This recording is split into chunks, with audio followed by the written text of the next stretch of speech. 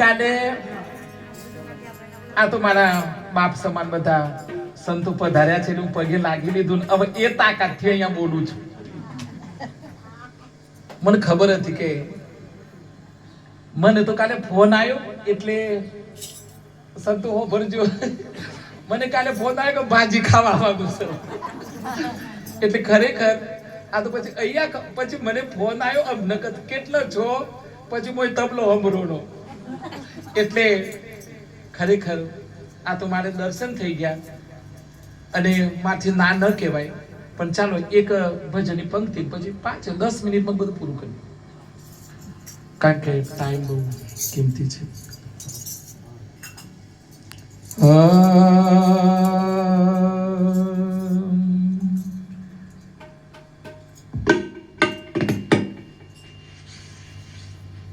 જાગ જીવલડા,